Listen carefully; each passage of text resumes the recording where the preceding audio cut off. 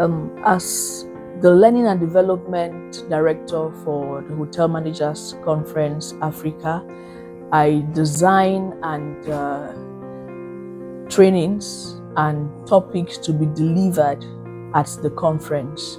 That's really important because the conference has two aspects. We have the learning and development aspect, and then we have the business aspect. So it's very important that people come to the conference and actually learn, and not just listen to paper presentations, talk, panel discussions, and go away. So the goal is to create a ripple effect, of knowledge in the industry. So when managers come to the conference, they'll learn, and then they take this knowledge back to their hotels and are able to apply it immediately. That's the primary goal of the learning and development for the Hotel Managers Conference.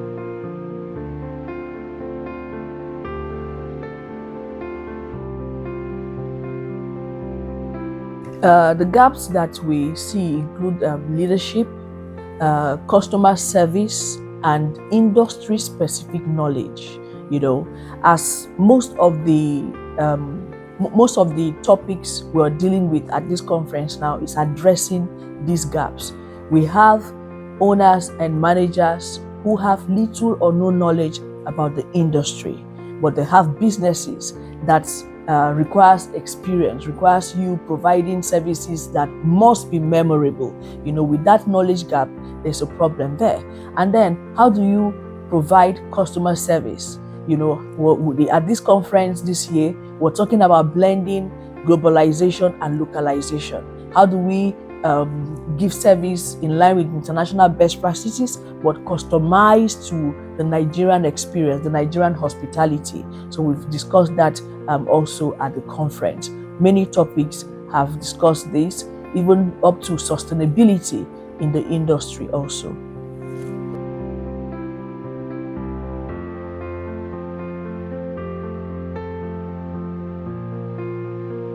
Okay, hotel professionals in the industry today, key urgent priority, that we need to begin to look up to or look at, as also addressed in the conference, sustainability. There was a paper presentation on sustainability in the conference.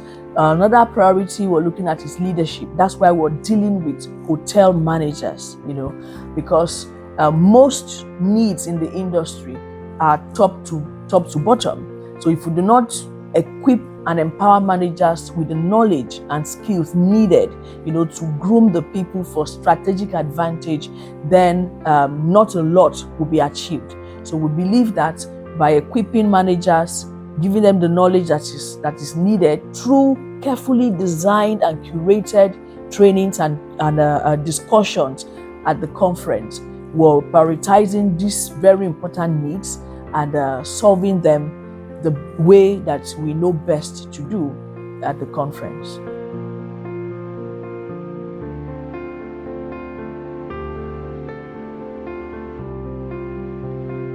I'm helping to promote the industry and young persons, the young generation in the industry, by promoting best practices, and also a mindset shift from what we have.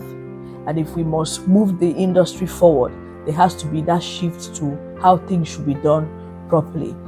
We need to let new generation of managers understand that they are not just supervisors or people who supervise operations. They also have to be very much involved in the learning and development of their people.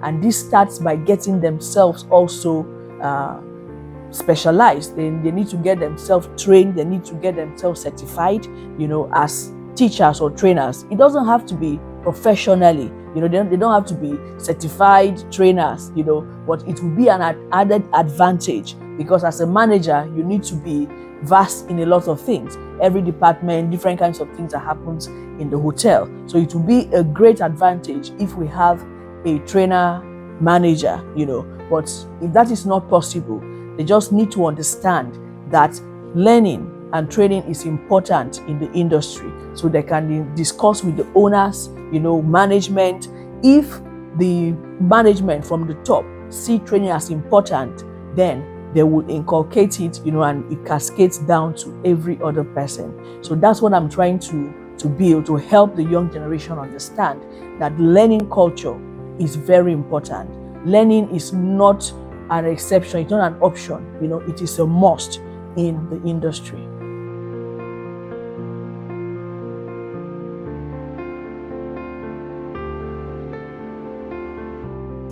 Primarily, our plan at the Hotel Manager School is to build an ecosystem of continuous learning, because in the industry, one of the greatest challenges we have in the industry is scheduling training. It is very difficult, for you to schedule training in the hotel ecosystem because of the operations run 24 hours. So at what point are you going to get the housekeepers? Is it when they are off duty, they are not resting? Is it when they are on duty, they are not resting, But with the tips that we've given at this conference, micro-learning, learning on the job, using feedback, as opportunities to train the staff also, So that's the kind of ecosystem we're trying to create, of continuous learning at different levels and different ways also.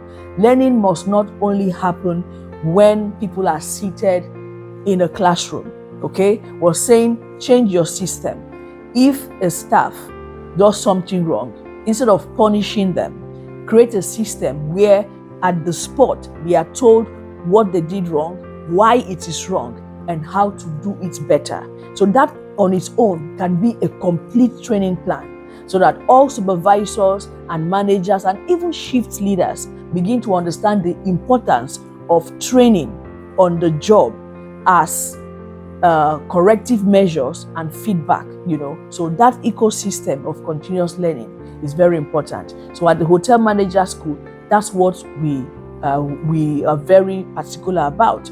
All the managers who are in class, when they teach them in class, they give them assignments that are mostly based on going to get them done at your current place of work. And when they go on internship also, it continues from there. So we tell them, when you're done with Hotel Manager School, that is not the end.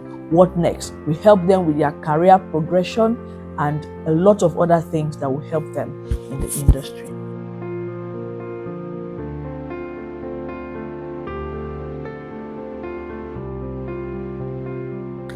I encourage professionals in Nigeria and Africa to first of all stay curious. A curious mind is a mind that is interested in innovation, in learning new things, in solving problems. It starts with curiosity, and then for them to take personal development really seriously. If you want to build a career in hospitality, whatever department it is that you choose to go into or specialize in, the first thing is, how am I going to get there? Where am I now? So you do like a skill gap analysis on yourself. You also can do a SWOT analysis on yourself and find out what are my strengths, my weaknesses, what opportunities are there for me, and what threats do I have to surmount, in order to get to where I want to get to. And then finally, the ultimate, or one of the ultimate goals of hospitality, is customer satisfaction. At the end of the day, if you're a manager or a professional working in the industry and all your activities are not geared towards satisfying the guest, then you're wasting your time. Even if you're a trainer, are you training the people to be able to satisfy, to come up with systems and operations that will satisfy the guest? So ultimately, there's customer service there is everything. Whatever you do at the end of the day, make sure that it is geared towards one primary goal, to satisfy the guest, because hospitality is experiential. If people leave your facility and they are not satisfied, remember, you can do something right. Doesn't necessarily mean that the guest will be satisfied. So satisfaction is tied to personalization, and personalization has a lot to do with data. So if we're not doing data-driven decision making, then even the training, what we are training, will be wrong. So there has to be a lot of data that defines the decisions that we make in the industry. So I advise professionals in the industry, have a curious mind, go a lot into data-driven decision making, and while you're in the process, ensure that you are developing yourself and ultimately ensuring that your guest, every guest that leaves your facility, has a lot of good things to say about you and not forget the feeling that they got while there.